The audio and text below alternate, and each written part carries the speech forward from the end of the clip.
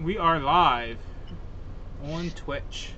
Hey everybody, it's Dustin Garman here, aka TAG or GPS, but I'm not a gimmick today.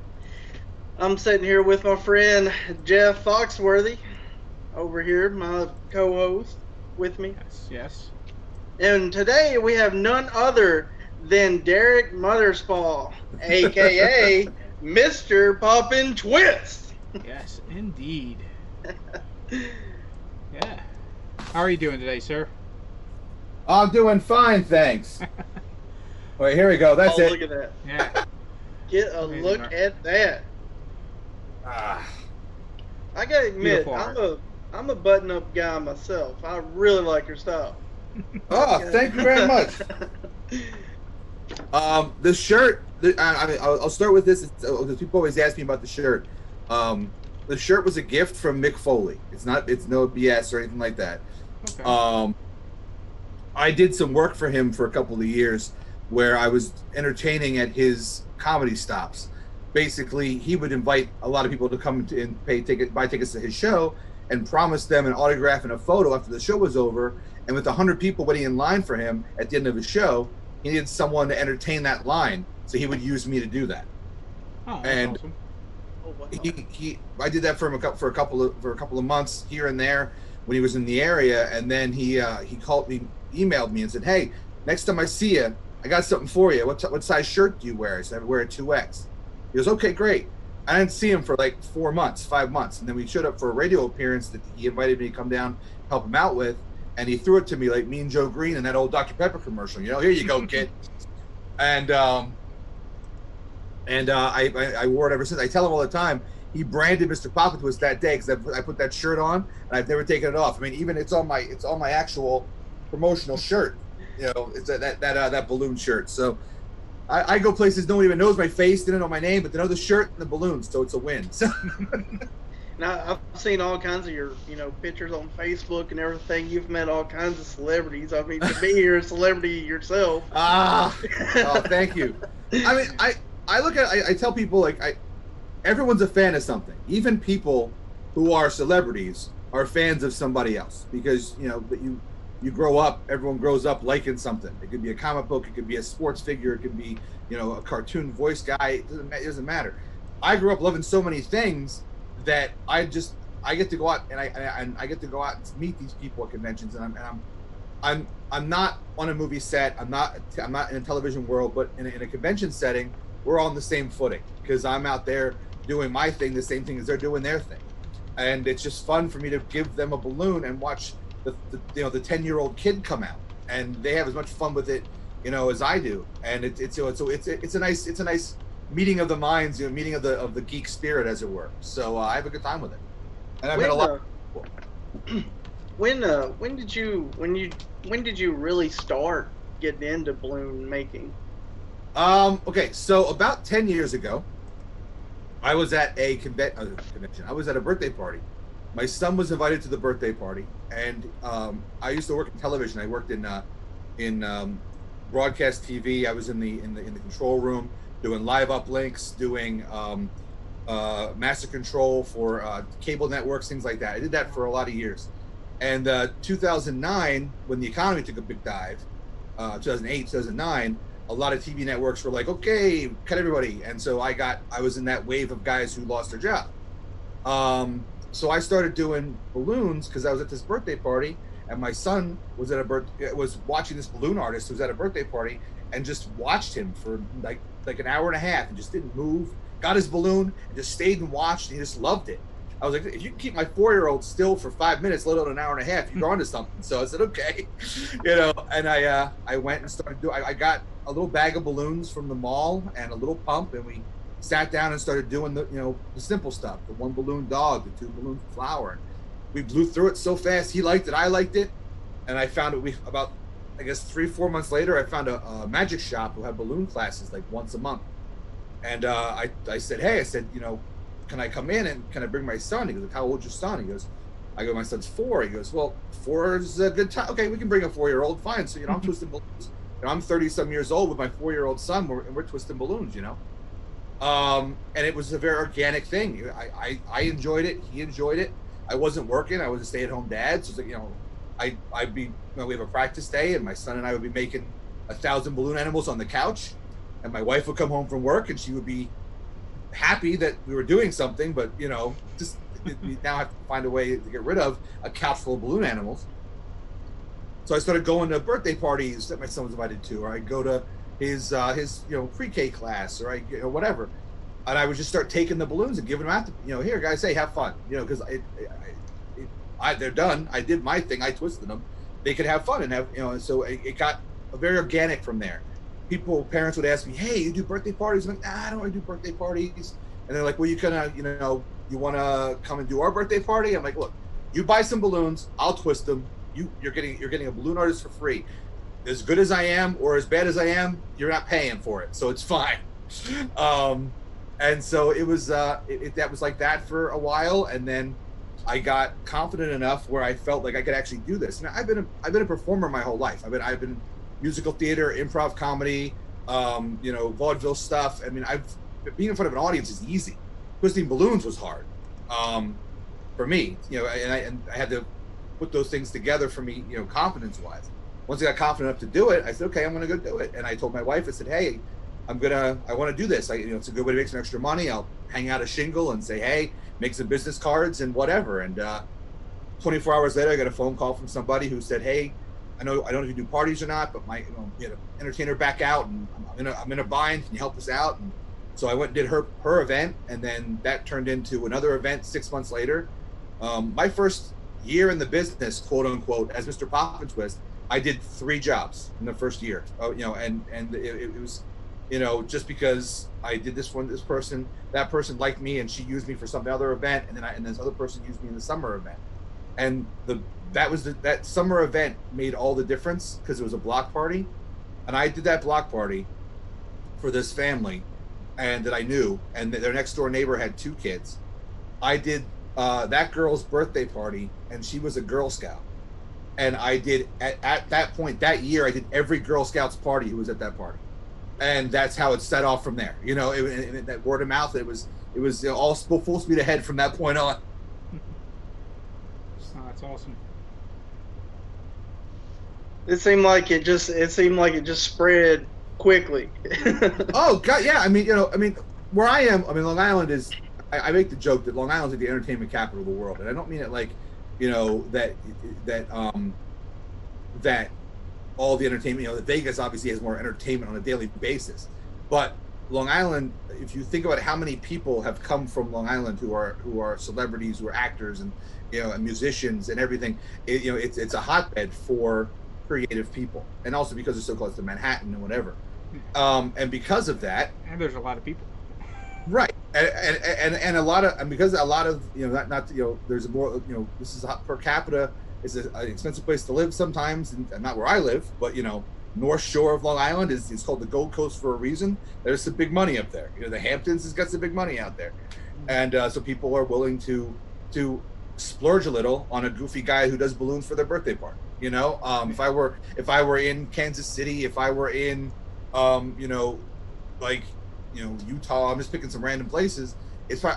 There's probably 1 or 2 guys or girls doing what I'm doing. Whereas here, there's a lot more people doing what I'm doing, but there's more call for it. So I just got lucky, that I got a big mouth and I can draw a crowd. Speaking of that, also, I wanted to get into your episode of Comic Book Men. Sure. I remember watching that episode, and sadly, I cannot find the link to it because I want to watch it again. But I was wondering in case if you had it. It's easy. Do you have Amazon Prime? Are you an Amazon Prime member? I actually do. So the show is currently on Amazon Prime. If you watch season 7, episode 11, The Pestastic Mystery, that's the episode that I'm in. It's season 7, episode 11. I know that because how can I not know that? I have to be able to tell people at the drop of a hat. Here's my resume. Here, take a look. That was that was just an amazing experience, the whole top to bottom of it. Was your nerves just pumping, or was you you feel like you were in you were in the right place? Well, it's interesting because, like I said, I've worked in television, and I've been in production, so I know what that side feels like. I've been in that side. I've run camera. I've done live stuff. So I've been on the other side. I haven't been talent, quote unquote, much in my life as far as television's concerned. I mean, I've been on stage and things of that nature, but I've never been, in that scenario. And how it had happened was so. I mean, because the long story short of it was, I met Ming Chen at a convention in 2015, and he was stomping for the show. Right next to him was the production crew, the casting for Comic Book Man, and he was there. They were asking people to come do the show, and I applied for the show, and I applied. They called me back. They said, "What would you want to do?" I did all the application stuff, and it never went anywhere after that. And then I said, "You know what? I'll apply next year and see what happens." So I applied the next year, 2016. I applied, and I got through casting. They liked what I wanted to do. I got into production, and production said, "Okay, we don't want your story. We want to do something different. Would you be willing?" You watched the show, so I'm not giving a spoiler or anything like this. The episode where the guy comes and sells the toilet paper, the comic book toilet paper, they asked me if I would be willing to do that. But when they asked me if I'd be willing to buy it instead of sell it. Mm-hmm. I said, sure, I'd be willing to, whatever. I mean, I'm all about being on the show. This is great. And then I guess they went a different way. They gave it to a different guy, and that was it. I never heard from it again. It wasn't a thing. So for 2 or 3 more seasons, I'm doing conventions. I'm doing conventions with Bing. I'm doing conventions with Rob Bruce. I meet Mike Zapskick. I'm meeting these people from the show, and they keep asking me. They're like, "Derek, why aren't you on the show?" I said, "I tried twice. I'm not gonna." I'm like, someone doesn't want me. I don't know what's happening. So they said, "Look, try it one more time, and we'll see what we can do." So this time, at this point, I had gotten to the point where I was Mr. PoppinTwist more than I was Derek. People know Mr. PoppinTwist is it's a bigger name, it's a bigger experience, whatever.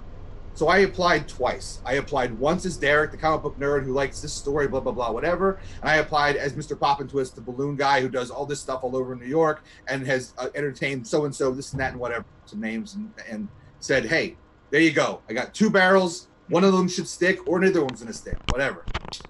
I get a phone call back from casting. They go, hey, we would love to use you. We like your story. Great. So I'm thinking, all right, I'm going to go on the show as Derek, and I'm going to come in and buy something like anybody else in that show would do. No problem. This is going to be fine. And then I get a phone call from production like 2 days later, and they go, hey, we didn't know about your balloons, and we love your balloons. You did a Spider-Man, right? I said, yeah. I happened to do a Spider-Man that hung upside down for a movie theater that I worked in. And they were like, could you do that again? Yeah, no problem. So at that point, I was told, okay, make the Spider-Man. You're coming on as Mr. PoppinTwist. Here's an item so you can have a reason to come into the store. And the item, the Love Boat, again, not a spoiler. It wasn't mine. They gave it to me. And they said, create a reason why you have it. I said, okay, So I came up with 2 good reasons as to why I would have this thing. They picked the one that they liked, and I prepared it. I knew it, so I would know what I was going to say when I walked in. I wouldn't stammer over it. The show itself is not set up as far as when you talk to the guys in that room, they are talking to you. They don't meet you beforehand. When you walk in, it's the first time they meet you, and that initial reaction they have to you is 100% true. There are a lot of reality shows where you're told what to say, how to say it, this, that, and whatever. I wasn't told to say anything. The only thing I was told at any point in time was, hey, we like what you're going with here. Say more about this. Mm-hmm. Like, oh, this story's good. Elaborate on the story. And I would tell more of a story, or they would tell more of a story. And I was in that room for about 35 minutes, recording stuff. And then I left, and I went to, and as I left, I had a PA who was telling me, hey man, that was great. We don't know what's going to happen because the PAs don't know, the producers don't know whose stories are going to make it on the air. Because what they would do at that show is they would record a whole bunch of stuff, and they would send that stuff to the editors, and the editors put the show together. So they didn't know from one week to the next what was going to be on, who was going to be on. You got no heads up, no nothing. I will say this: when I went in and shot that at my episode, it was 3 days before they did the episode where they broke the world record for most Jay and Silent Bobs in one place, because they invited me to come back, but I had gigs and I couldn't come back. So I know timeline wise, that's where that was.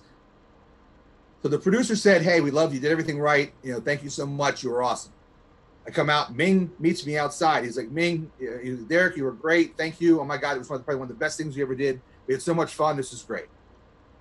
Brian Johnson, who you know is kind of like the surly one in the show, came over, shook my hand, and said, "Thank you very much. That was a lot of fun." Which I thought that was just like, okay, I'm good now, you know.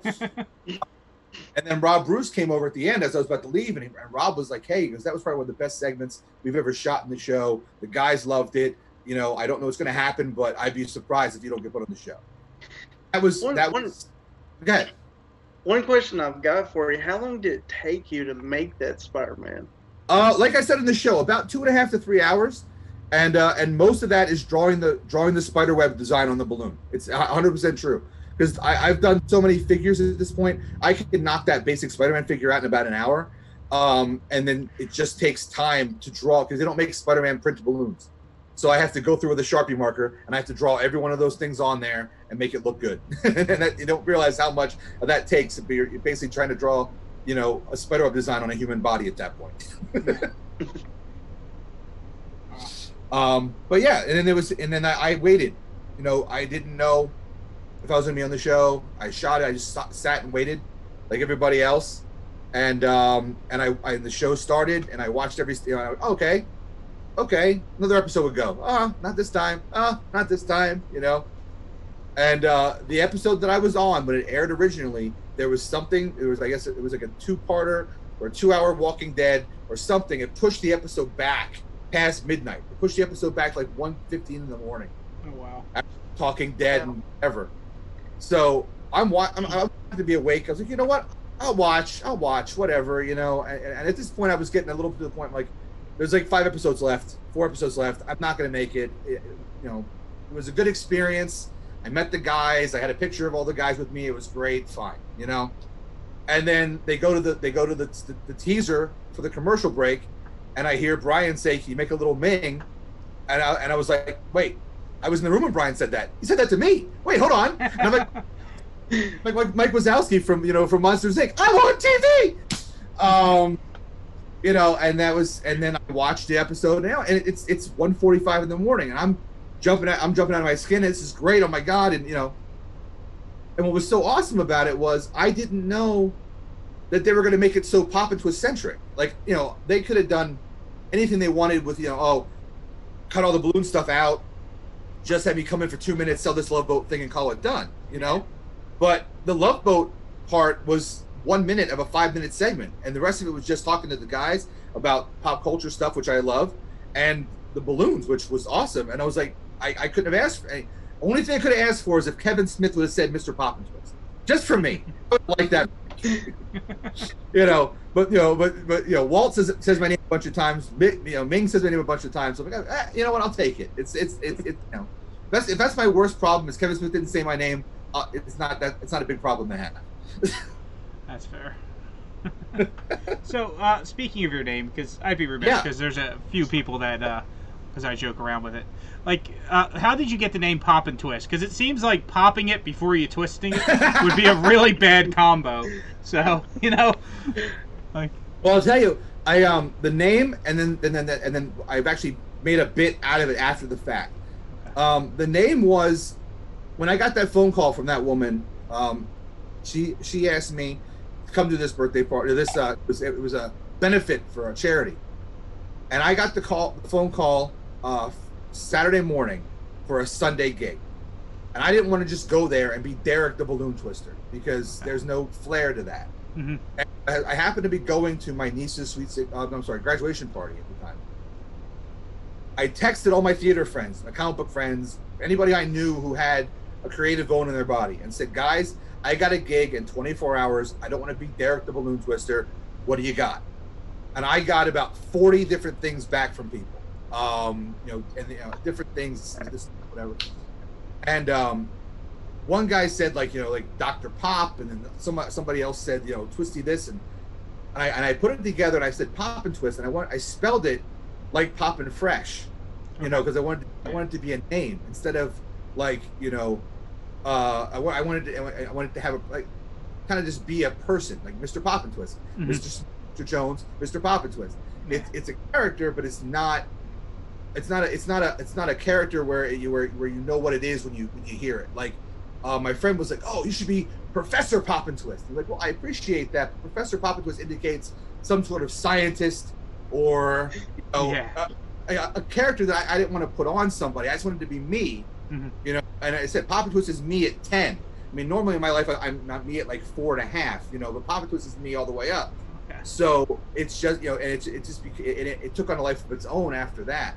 But then I say, when I do things like when I'm twisting a balloon, when I get to the end of a balloon, let's say there's a part that's left over, I will pop that off and I'll wrap the piece inside the balloon, and I'll go, ha, it's in the name, guys, PoppinTwist, okay. And I start spinning it that way. You've really got me picturing the professor. Like, this is how much helium goes in this thing. Let me tell you something, Professor PoppinTwist here. Here's how it's going to work. And, it's like I didn't want to be. I wanted to just be me. And it's become like PoppinTwist has become my alter ego. PoppinTwist has become it's that part of me. It's that creative part of me. It's that the actor and whatever performer that's in me all gets pushed over there, and and like when I'm doing like my live shows and everything, I have a blast because I just go up there and I'm working without a net. Like I make the joke, working without a net. She was bad, so I had to fire her. It's just cheesy stuff like that, and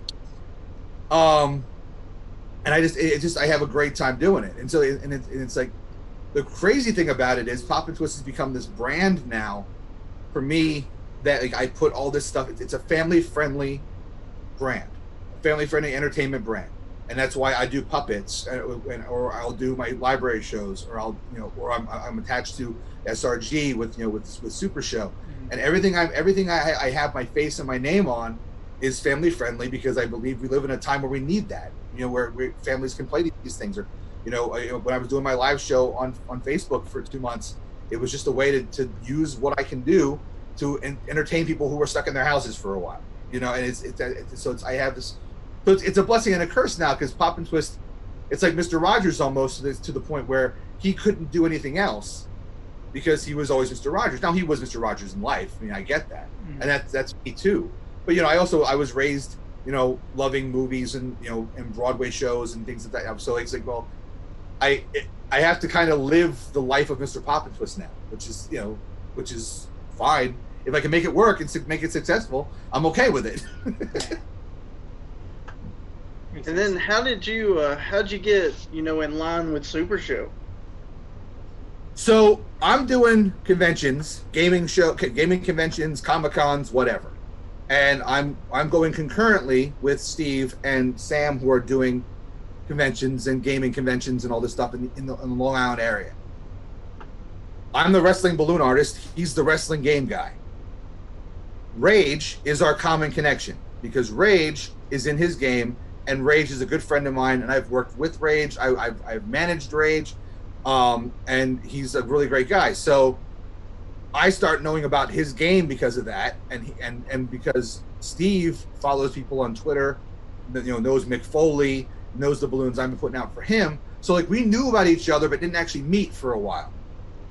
And then we found ourselves at the same gaming convention, about 2 tables apart from each other, and we were just talking. And he was like, I was like, I love the concept of your game. My friend Rage is awesome. I love your balloons. Thank you.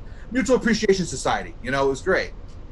And then he asked me to make a Snake Pit and an El Super Hombre balloon for a convention we were working in the future, like a month or 2 down the road.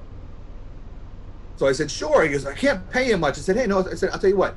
We'll trade it. You give me some box sets. I'll give you the balloons. It's a win. It's a win-win. My life is. I talk about mutually beneficial agreements. If you guys, if you get something, I get something. We both win. How is it? There's no loser there. So I ended up getting the first 3 box sets for 2 large, about yay big, Snake Pit and El Superhombre balloons. And one had the other guy up like in a torture rack or something.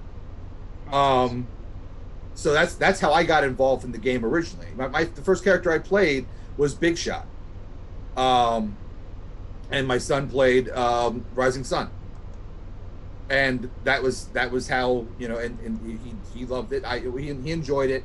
I enjoyed it. And then it became a thing where, we do a local event here and there. I would go and play. I bring my son along. He would play too. He did better at events than I did. Because he was playing with Rising Sun, so he had something. He had some things happening for him, and that was it. We were just friends, and we would meet at this convention, that convention. We touch base and this and that. What do you have going on? What you have going on? And then I'm seeing, and then I'm like, well, Rage is in this game. Rage is a wrestler. I'm not a wrestler, but I'm kind of a tertiary guy in wrestling, because at least on Long Island, originally, and now a little bit out from here, but independent wrestling shows. I'm at before COVID, I was probably about 5 or 6 independent shows a year, depending on what company I was working with at the time. I worked with a couple of companies here on Long Island. And I'm showing up at wrestling shows. I'm doing my thing at a wrestling show. I'm doing my thing for Mick at Mick shows. So I'm getting this kind of like this rub from pro wrestling, but I'm not actually a pro wrestler. Because I'm managing Rage here and there, whatever.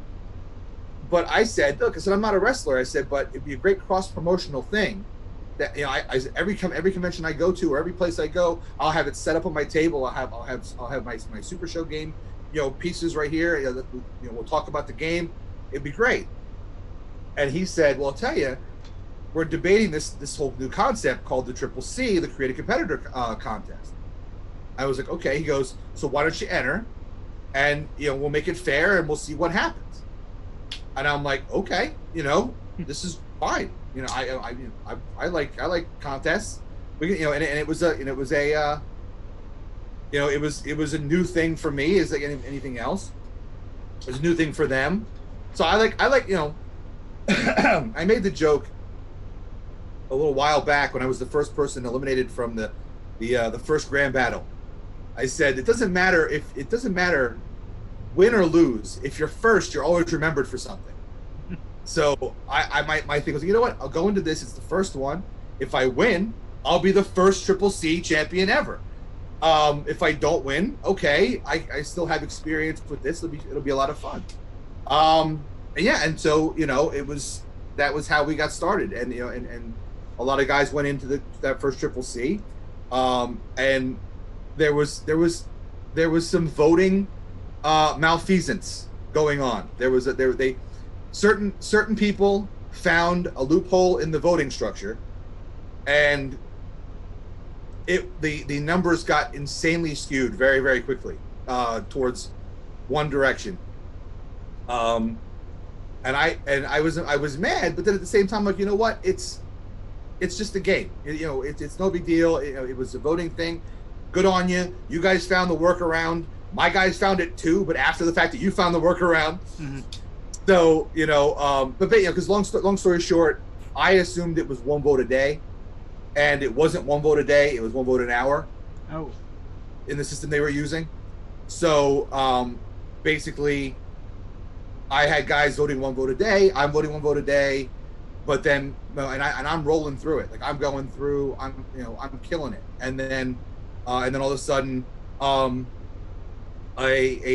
another person who's in my group is blasting past me in 24 hours. I'm like, how in the hell is that possible? How has that happened? And I didn't even know about it. And then my friend goes, hey, you can vote every hour? I'm like, oh, okay, that makes sense, Mm-hmm. and so, so it became, and that's what started the Lemmy Adam, Mr. PoppinTwist in story feud, is the idea that that the XCW cheated, quote unquote, and got their guy the win, and that's why I was like, you know what? I told Steve, I said, Steve, can I cut a promo? And he was like, yeah, and then it didn't happen for a little while, and then he said to me, I'll tell you what, save it, He goes, cut a promo. If you make it into the finals, we'll make that part of the whole thing and whatever. So I say that I brought promos to the Triple C, and on one hand I think I did. So I went to Steve. I said, Steve, look, I get it. I'm not gonna lie to you. I'm mad that I lost because I said, if you look at every other person who got votes in this entire Triple C, the only guy who beat me was the guy who was in my pod with me, and because of the voting thing or whatever. I said, if you look at everybody else, there was sort of chance. I rolled over everybody else except for Lemmy Adam. He goes, okay, we'll make it right. So that's when he created the wild card. That was created because of what happened with the voting. I won the wild card fair and square because they fixed the voting at that point. And then I came in, and they put me and Lemmy Adam head to head, and then it became the XCW versus Mr. PoppinTwist. That was fun that year. I was going to ask Jeff here if we had any questions or anything here. Well, I think everyone's been focused on the conversation, but again, yes, I'll remind people, if you have a question, you can use the raise hand feature or ask in the chat. You can ask on the Twitch stream as well, and if you have questions, and we have one. Bombada, yeah, hold on. For some reason, it's not showing. What? He didn't raise his hand. He did. He hit the icon. I think I saw a hand go up. Oh, there it is now. Okay. All right, Bombada, if you would like to unmute and ask your question, it would be much appreciated. Mr. Derek. Or Mr. Poppins. I'm sorry. How's it going, bud? Oh, it's going good. How are you? All right, I'm doing all right. I have 2 questions for you. Okay. One, what's the backstory behind your iconic shirt? Okay. And second, yep, need you to do your King Greatness impersonation.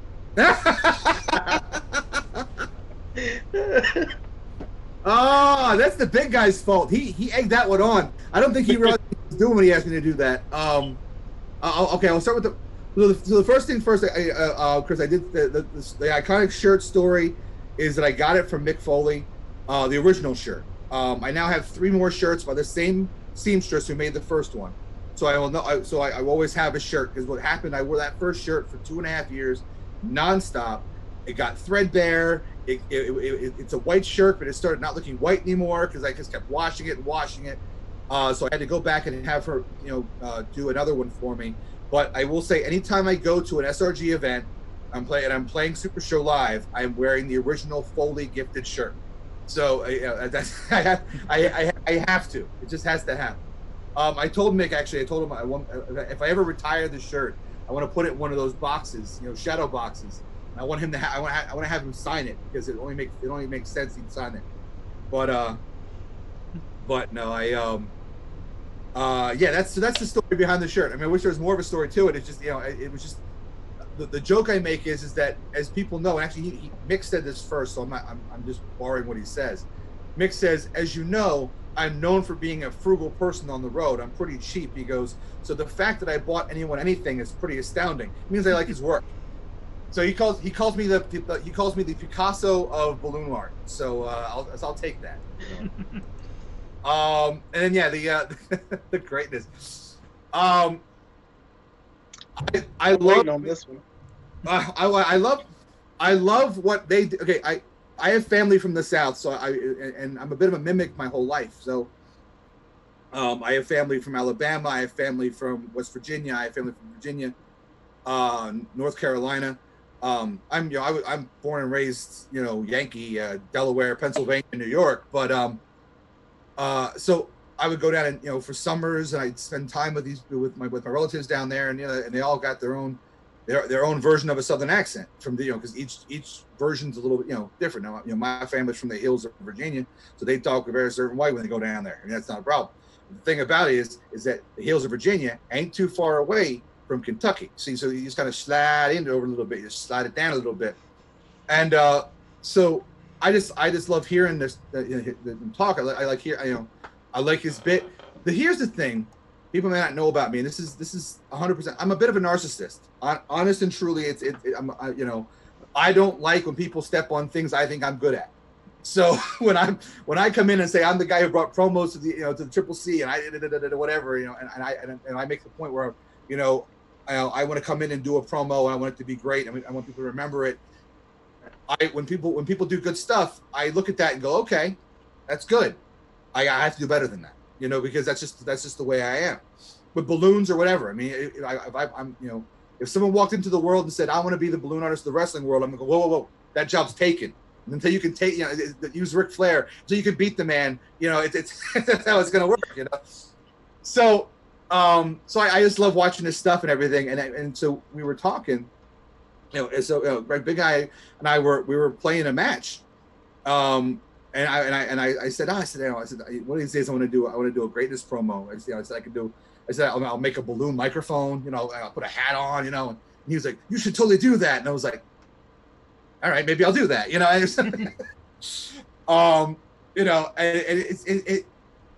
what was so fun at that event doing it was, and I said, the biggest thank you and the biggest bit of respect I got was the fact that John and Chris stopped playing their match that was actually being shot live to watch me do that promo.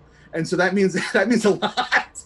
And it was just a riff. It was just taking what we know about how he does a promo and taking it in a different direction, Let me tell you something about what it's like to be in a Three Kings. Let me tell you. You think you know what then's going on, but you don't know. You think you've got it going on, but you're going to go on bended knee. It was just hitting the voice and I had this doesn't have the look, but when I had the microphone, I had the hat pulled down. I actually made a balloon cigarette after the fact. I should have done it at the time. I didn't think of it. And it was. And then what John said, GM said, he said that they always talk about no one coming after them. They're just happy to and they get mad. Like no one comes after them. Like okay, fine, I'll come after you. I got nothing to lose. It's easy for me. I'm only 5 minutes away. There you go. But yeah, if you was to do another impersonation, all you need is a broken down like a garage and a mattress in the back. Right. Exactly. Well, do you guys remember the Knife Collectors Show on Shop at Home Network? It was in sort of. I'm a little older than you guys, so but not much. In May at least. Little bit, I just turned 46 this year, so I got a couple I'm years. 40, on. but yeah. There you go. I'm 26. There you go. Yeah, he's younger than one, but yeah. Yeah, he's not gonna remember it much, but yeah, Jeff, you might remember. So, how Don West was the guy who hawked the baseball cards. Everyone remember Don West? Yeah. Don West with the TNA and hawked TNA stuff. That was his thing. Mm-hmm. The Knife Collectors Show had two guys, and one of them was named Odell. Odell had this really slow, really deliberate way of talking and this really gravelly voice, and he would sell knives at 2:00 in the morning on Shop at Home Network. And he had a young like whippersnapper kind of kid who was like he was the cute guy, he was the spokesman, and Odell was the color commentary. And he would come out and he would go, okay, what I got for you is a deal that's just too good for you to pass up. We've got not one, not two, but we've got 24 folders, 24 drop folder blades, and we're going to put a price on this one for you. And we added one more thing. We added a Gil Shibbon dagger in the set. That's what we're doing today.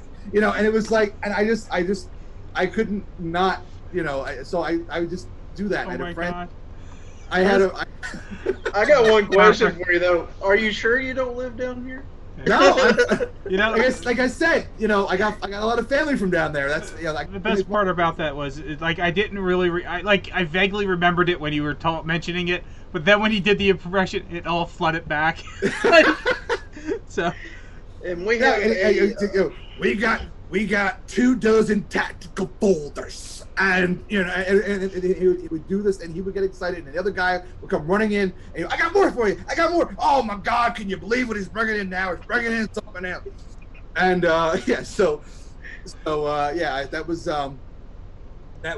it didn't take much for me to take my Odell and just kind of bring it up a little bit, take some of the gravel out, and make it into a greatness. So. Yeah. And that was at Highlander this year. In the beginning, that was the first event I went to for like SRG, and like so I was standing there, like I had no clue the reference, like I didn't know anything about Kid Greatness, but you went into it, I'm like, oh wow, like wow, this is great.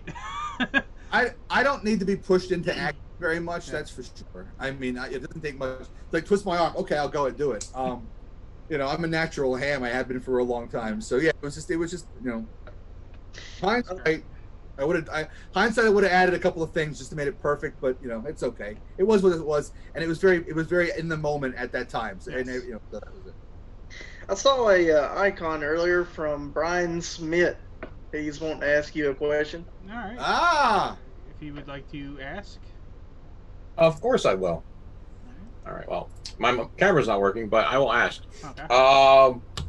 Really quickly, you talked to McFoley several times, but what other worker would you like to, have interactions with, past or present? Oh, okay. Well, I'll tell you this. I'll start with this story because I had the chance to actually do it. I got a chance to interact with Roddy Piper 2 different times in 2 different ways, and as an old school fan, and Roddy Piper's hands down the top 3 favorite of mine of all time. I got a chance to actually work ringside on camera for Piper's Pit, which was, for again an old school wrestling fan, the end all. It was an independent show. He actually took a cake and he put it in some guy's face, and I was the camera he was working to, because I was the camera that was on ringside. It was just a thrill to do that. And then a couple of years later, about 2 years later, when PoppinTwist started to get moving, I was at a convention. He was signing at the convention, and I had just started my my Road to WrestleMania series that I did for 5 years, 6 years, and I made a Roddy Piper balloon, and I wanted to go give it to him, and I took it over, and he was the most appreciative guy in the world, and he was so laid back when he wasn't on, which is what I love about guys like that, is that the whole Roddy one, that was an act he put on. He ratcheted himself up. When you met him backstage, it was almost like talking to Tommy Chong. He was like, "Hey man, how are you? Oh, this is great," I go over with the balloon, and he's like, "Oh man, isn't that a thing?"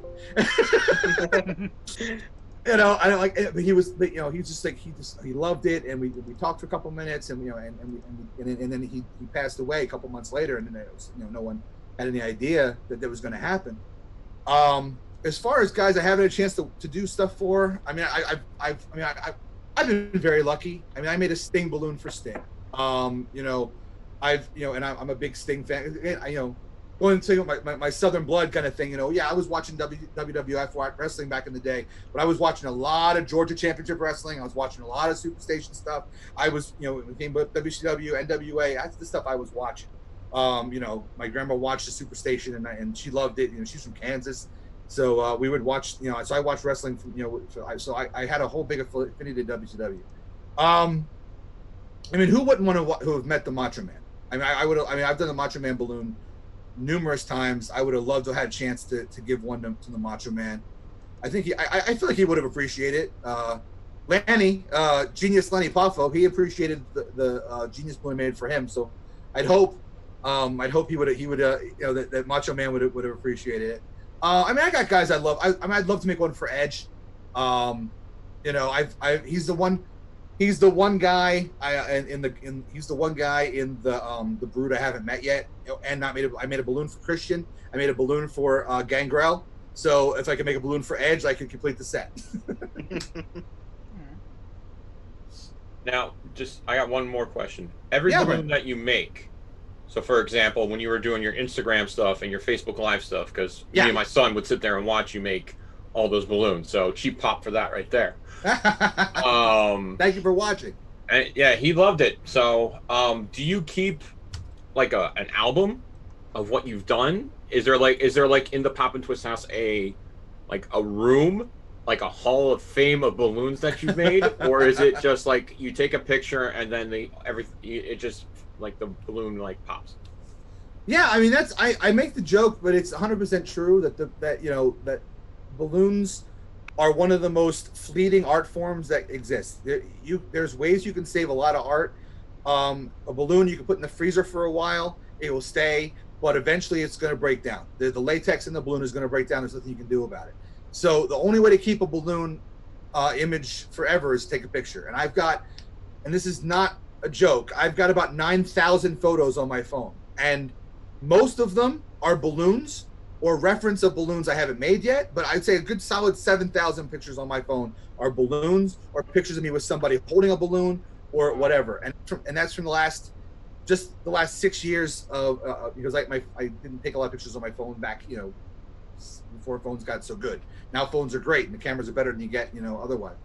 And I tell people, take a picture because the picture is going to last a lot longer than the balloon's going to last. And the one thing is, one reason why I stopped doing balloon series, even though I did a series for Ultimate Tag, which was just a great experience, was I had to stop because I get too many balloons in my house. Like if I'm doing a balloon a day series, I make a balloon, I put it on the side, I make a balloon, put it on the side. After a week, that's 7 balloons, sitting in a pile in the corner of my living room or in my bedroom or whatever. And then I got to get rid of them, and so I don't pop them. My wife and kids pop them. I can't do it myself. But yeah, I mean, I have photos of a lot of my work that I made back when I first started, like 2011, 2012. I have pictures of that stuff because I would take that to places and go, hey, this is what I do. I'm better now than those pictures. So it's hard for me to use those pictures to reflect what I'm doing now. So I want to get like a portable like digital frame or an iPad and just have a slideshow running when I do events and just say this is what I've done, instead of going to my website or whatever, or flipping through photos. But I've started doing things with photos. I started sending, people who are on the page, you'll see, I started sending or getting wrestlers that I know to sign the picture of their actual balloon version. So I have a couple of so I have some autographs of people, like I have the Brutus Beefcake, and I have Jim Ross, and I have pictures of the balloon signed by the guy who it's based on. So I've been doing stuff like that because I was an autograph collector before I was a balloon artist. So I'm gonna be honest with you. The only thing I can make is I learned how to make poodles. I mean, there you go. I'm sure I could do the pop part. Yeah, I'm sure you could. Anyway, Anthony Perry seems to have a question. So okay. The cannoli. I mute myself. Oh, hey, don't do that. PoppinTwist. How's it going? All right. All right. I got a few questions.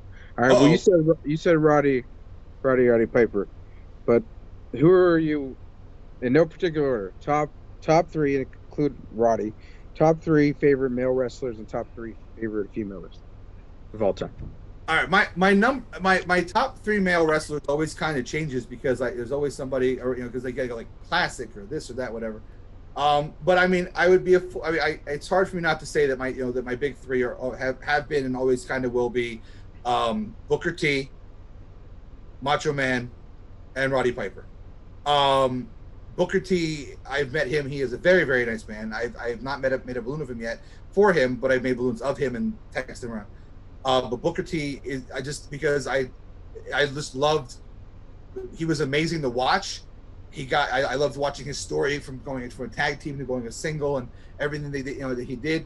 He does everything he's asked of him, and I've read both of his books and they're great. So Booker T, Roddy Piper, and Macho Man are the top 3. Extended to the top 5 would probably end up being Sting and Mick Foley. Maybe throw an Eddie Guerrero in there. I mean, it's hard to pick. Females, it's a little easier for me. Molly Holly. Molly Holly is hands down my favorite female wrestler of all time. I met her once or twice. She was very nice. I just thought that she did whatever they asked her to do, and she was so good at what she did. I was a Mickey James guy too. I'm still, I think she very talented in the ring. And then a little more current. I thought Emma was great. I liked what she did in the ring too, and I thought her, and I've met her, and she's very nice. But yeah, I mean, yeah, I would say that. I mean, it's easier for the women for me. I mean, because you got Trish Stratus and Lita and just whatever. But the people who I loved were wrestling Trish Stratus and Lita. Molly Holly and Mickey James. So yeah, I lean toward that side. I was the Tori Wilson kind of guy. Yeah, nothing wrong with that. Nothing wrong with that. All right, the last thing, I know you're good with that certain region dialect impersonations. Can you do Ernest? Lord, he's a Kentuckian. Ernest P. Worrell. The only thing I can do is a line from Ernest Goes to Camp, because it's my favorite line from Ernest Goes to Camp, and he's like, "You take the blade, you slide up through the stone and through the meat of your hand." But yeah, no, I've like, it's cool about, like, I do voices, I do dialects, I do characters, but I can't do impressions of people so well. I've tried. I love impressionists. Like, I was raised like Rich Little and Fred Travelina and all these guys doing these amazing impressionist work, and I it's like everyone's got a bad Christopher Walken. I've got one too. And I got I just do voices and things like I have a New York style character that I do that I ended up using. It's my go-to. I use it in a lot of things. It's a voice from the puppets that I use. He's okay. Let me tell you something. Here's how it works. I pick up voices and sounds and dialects and things. Like, it's trouble. I have friends from England, and I always warn them, like, if we're spending too much time together, I'm going to be talking in your accent. It's not disrespectful. It's just how I go. Eventually I'll just slot into it. It's not a problem. It's just how it's 20 years of theater training, and 40 years of watching movies and television that I shouldn't have been watching.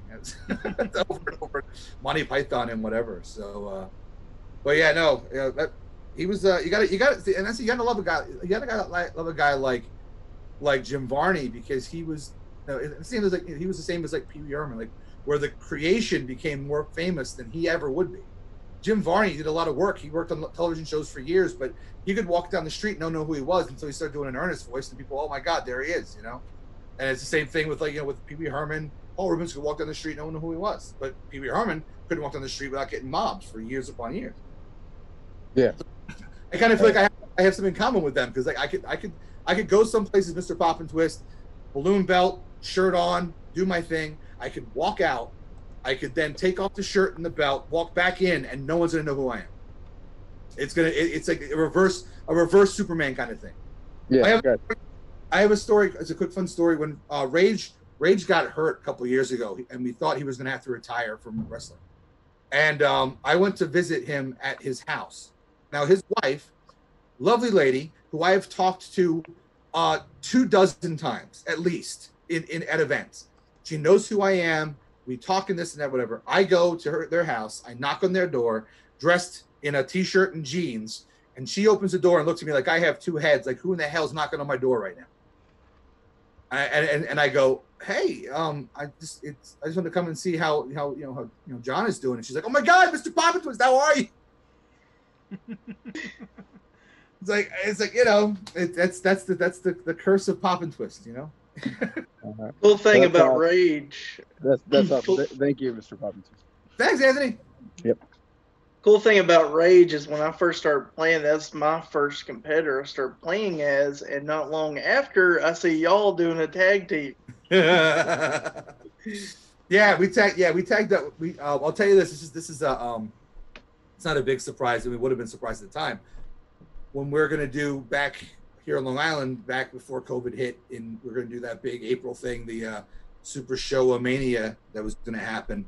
I had it all worked out. I was going to come in and I was going to challenge for the tag titles with a mystery partner. I was going to cut promos with this mystery partner. Blah blah blah. We're going to walk in and Rage was going to be my mystery partner. So we had it all worked out that Rage and I were going to go try to challenge for the tag team titles.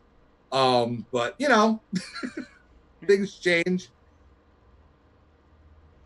But yeah, we lost that match, which is why I can say I'm one of the few people who are who's not a wrestler to take a chop to the chest from TJ Marconi and tail to tail.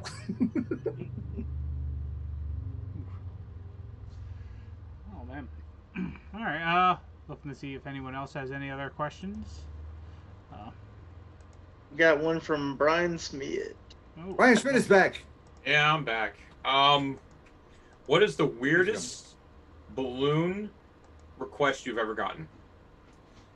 The two that I have two that still to this day are the strangest ones. I talked about it on the show. One of them is I did a traffic light. A kid asked me for a traffic light, so I made a full size, like you would see hanging from an intersection traffic light. Mm-hmm. And the other one though is a little more odd. It was a ceiling fan. You make a ceiling fan.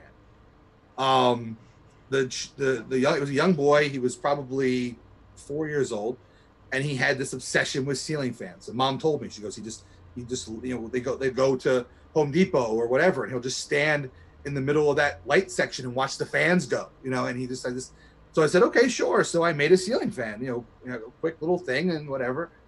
I started doing that. I started telling that story at events, and people would go, "Oh, can you do one?" So I started doing a ceiling fan hat. So now I make a hat that the ceiling fan hangs off of, and you can spin it over your head. You spin the balloon, and it spins back.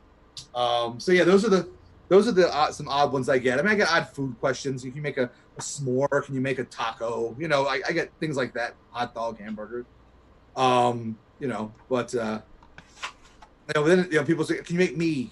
Can you make me out of balloons?" Yeah, sure, I can. If I got 20 minutes, I can do that. And that's what got me started in doing balloon portraits and figures and stuff. I really enjoyed recreating the form. I can't draw and I can't paint so good, but I can twist a balloon and I can make something look like it's supposed to look in 3 dimensions. So if my medium is latex balloons, then so be it. I'll take it. All right, it looks like we have another question from the world champ, and then after that, Madhouse has a question. So let's go to the world champ. World champ? That's you, Bombada. No, sorry, I'm still putting together my dinner. Let Madhouse go first, and I'll come. Okay. We also got Chuggonomics. He's got a question on us. Hi, Matt. How's it going, man? So all I wanted to know is, like, a lot of people are really go hard or go home about this game, play with a lot of decks. Since you only play with one deck, how do you know what cards you want? Like, when they come out with new cards, do you sometimes say, like, okay, I could use this for the deck, for the PoppinTwist deck? Or do you leave the 30 cards the way it is? No. I'll start with the backstory. I only play with one deck for a couple of reasons. One, I told Steve, going back to during the Triple C, I said, I'll tell you this. I said, if I win this thing, I will only ever play as Mr. PoppinTwist. And he was like, yeah. Okay. Like, he smiled and sloughed it off. I said, no. I said, I don't believe you should, if I'm going to be Triple C champion, I'm going to be the guy. My character won this whole inaugural event. I should play as that guy. And again, why should you want to have somebody in this game you don't feel confident enough to put yourself behind? And that's my whole thing. If I win or if I lose, it does not matter. I'm always playing as Mr. PoppinTwist because that's the character I put in this game. And there, and that, I appreciate people who have, like Herpolka, who's made a whole bunch, and Mark Perry, who's done a whole bunch, and they bring people into the game because they give variety, and that's great. My thing is, I'm bringing Mr. PoppinTwist in the game. You want to play him? Great. I'm thrilled that you will. If you don't want to play him, so be it. I'm going to play him. So it's going to be fine either way. And then there's new cards that come out every Kickstarter that I use that didn't happen before. My deck now is not the same as the deck I had when I first started playing. My first PoppinTwist deck I made 3 years ago. The card variety now versus then is night and day. Oh yeah, it's incredible. So I was still playing basic stuff from the box set in my first deck. Yeah, I mean, now there are cards that come out. People like Ian will tell me like, hey, try this card, and I'll try it, and it's fine, but it doesn't fit my play style, so I don't use it. I created Mr. PoppinTwist as a character designed around the way I play the game, and then my deck is based around how I play the game and how I created Mr. PoppinTwist. So when people say, like, I love people who play Mr. PoppinTwist, and I make the joke when I go, oh well, I play Mr. PoppinTwist, but I don't use your finishers. I go, well, don't play Mr. PoppinTwist then. It's like, because I created it. It's a package deal. That's fine. But people have had a lot of success not playing my finishers. Maybe I should follow that, and try. But you know what? I created the character. I like to play it the way it is, and so I base it around my 3 finishers, my gimmick, and then and I add cards as it comes.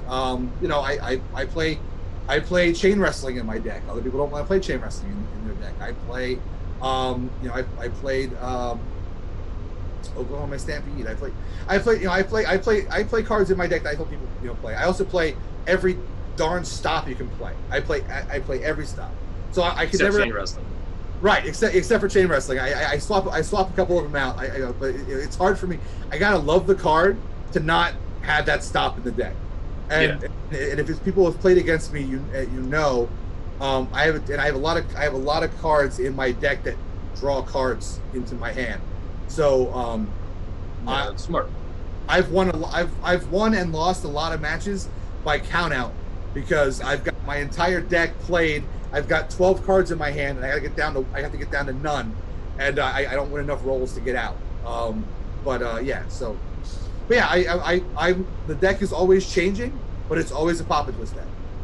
Right, but like outside of cards that you use for PoppinTwist, how do you know like what cards you want outside of that, and what cards you actually value when it comes to trading with one deck? Well, I mean, honestly, because the good part of it is that I don't have to worry about anything else. I'm not worried about another deck. I don't have to, part of the reason why I play one deck is because I can't focus on 5. You guys can, like you and Chris and you guys got these deck boxes that are a mile long, and you got and you know what's in all of them.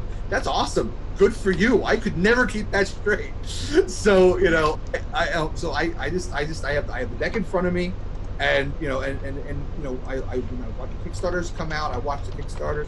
People post new stuff on the discussion group about new cards that are coming out. I'll look and I'll see, and I go, oh, will that go in PoppinTwist deck? No, okay, I'll hold on to this. If I get a card or whatever, I'm not going to use it. I'll get it and I'll trade it to somebody else because they're going to use it. I'm not going to use it. It doesn't hurt me not to have it. That's why I trade out foils, because I'm not going to use the foil. Not for any reason except for the fact that it doesn't matter to me. So I'll use foils, and I'll get spectacle cards out of that, and I'll get my spectacle cards signed and go for the greatest spectacle collection of all time. That's what I want to do. Yeah, and it's a very play it forward mentality, and like if you have enough money, it's a good example to follow, especially when it comes to getting new players into the game, because you probably have like a lot of extra stuff on you that you can just give stuff out to new players. Absolutely. I mean, I said I still have linen style cards from the box sets that I still have a couple in my deck, and then I still have a whole bunch. I still have a sealed EDM from the first box set. Oh wow! Because what happened was I got 2 EDMs in the same box. I never had stand. Yeah. Wow. I remember the days when the box sets were this big, but yeah. So I still have a sealed EDM. It's still a linen original EDM in that box. From that box, it's still in the wrapping. So if someone wants it, we'll make a deal. That's cool. Wow. All right, man.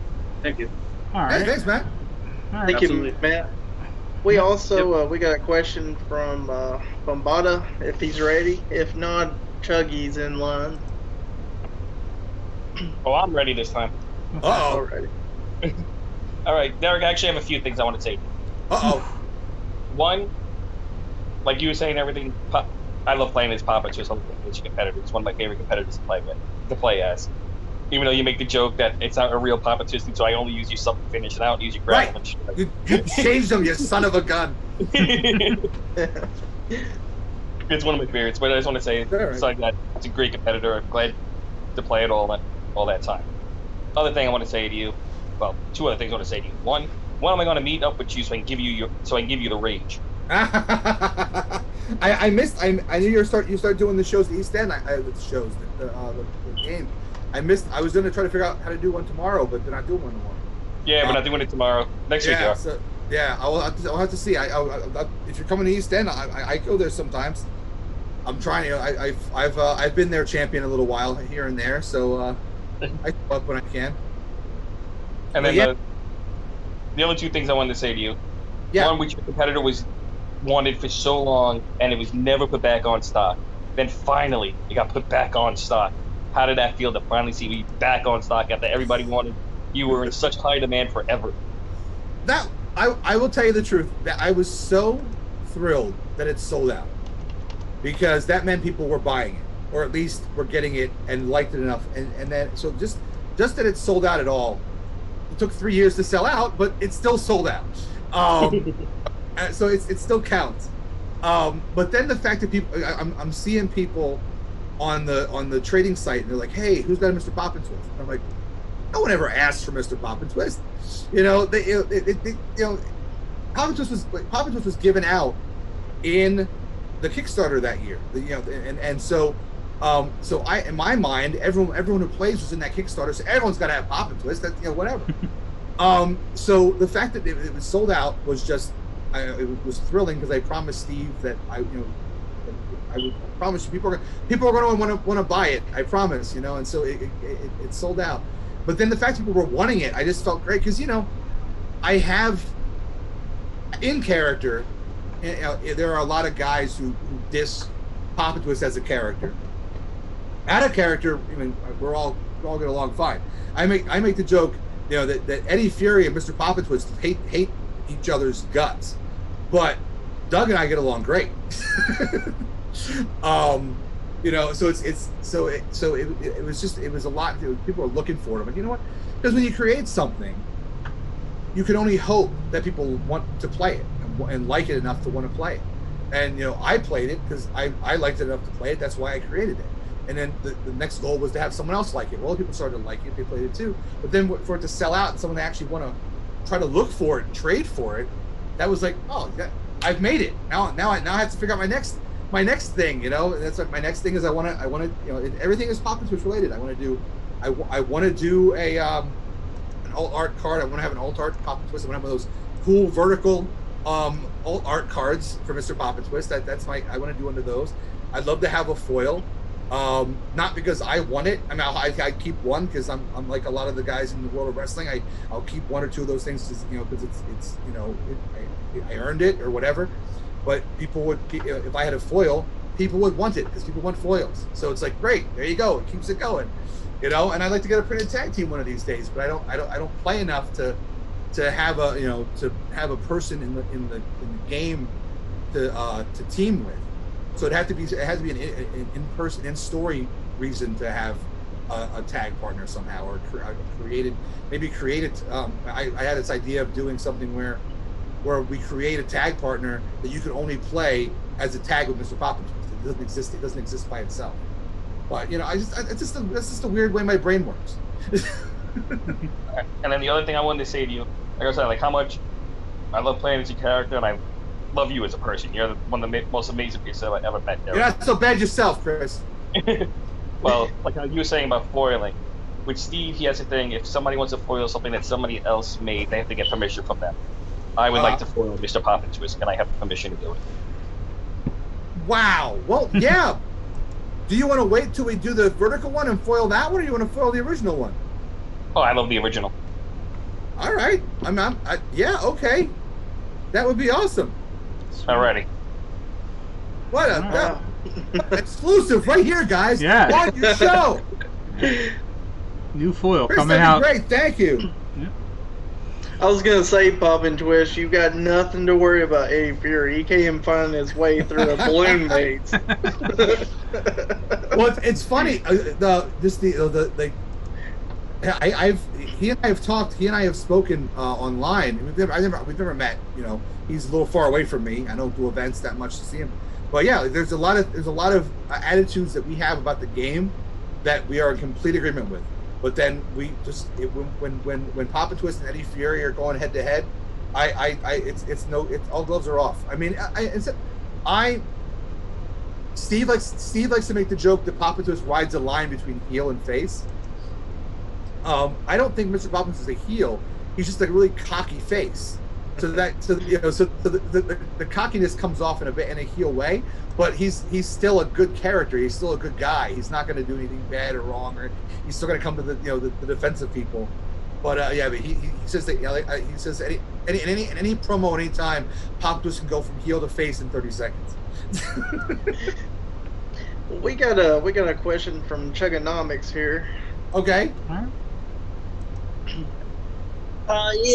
It kind of ties into something you already said. That's okay. About tags and whatnot. Yeah.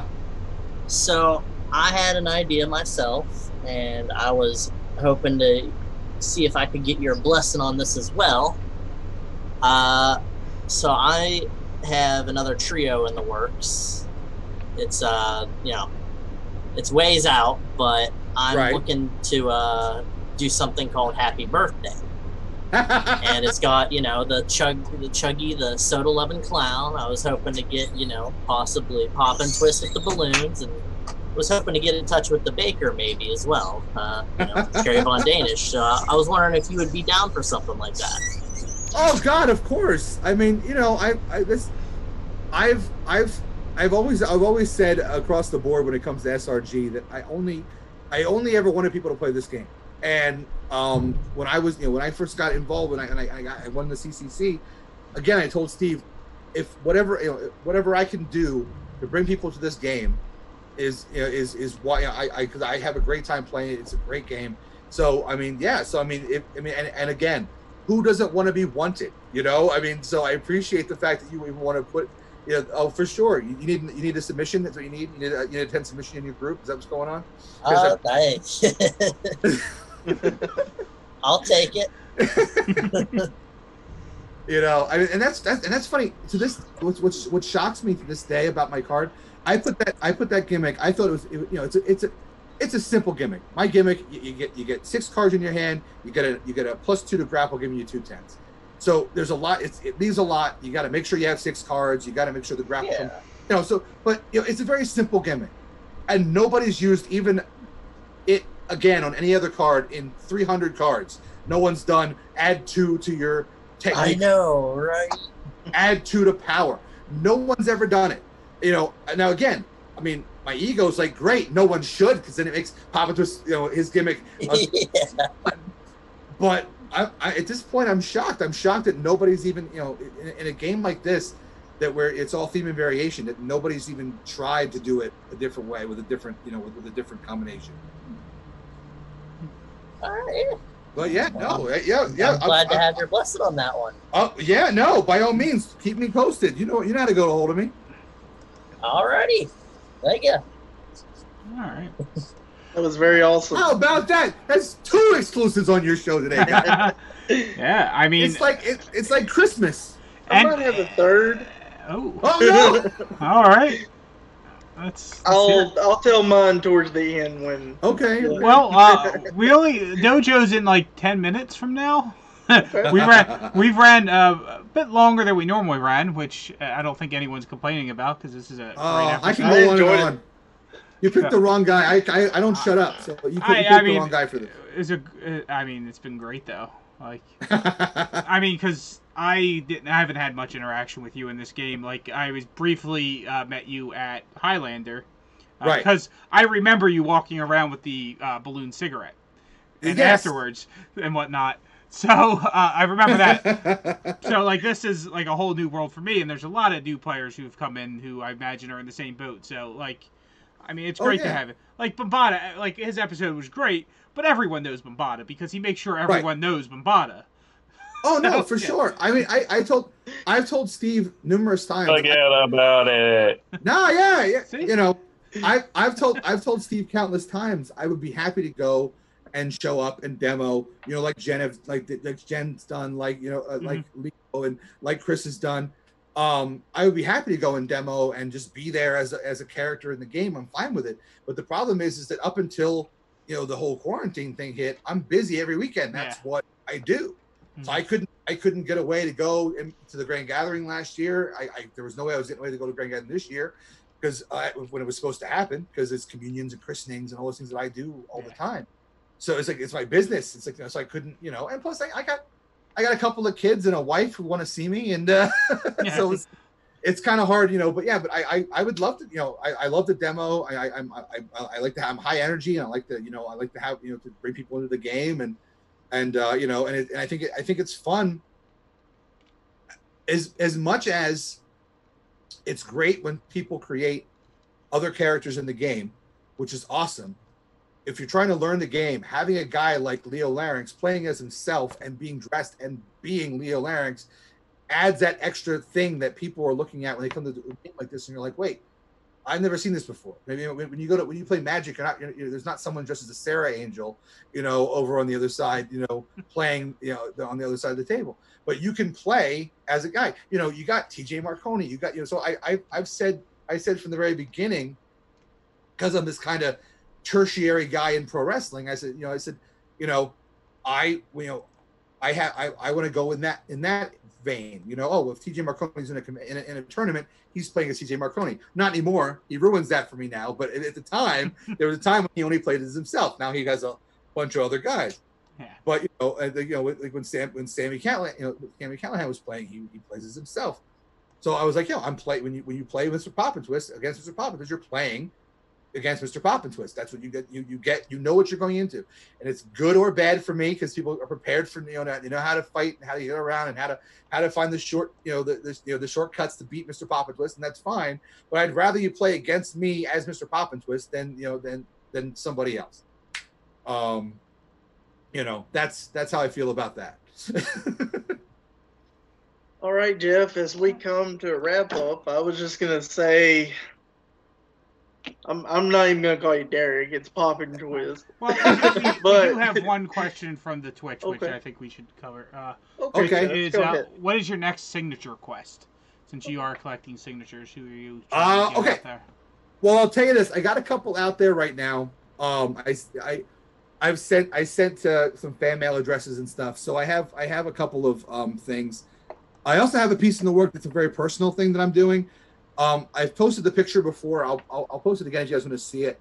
I had this is going back a number of years when I started as Mr. PoppinTwist. I had this idea of making Mr. PoppinTwist this manager of this mega Long Island wrestling stable, and I had all these friends that I had met through wrestling, and I created this little stable of guys. Rage was in that. It was number one in there. Rage, Gary Reno, Nightmare, Len Oddity, and oh Jesus! Jesus. His real name is TJ. I was blanking on his actual wrestling name right now.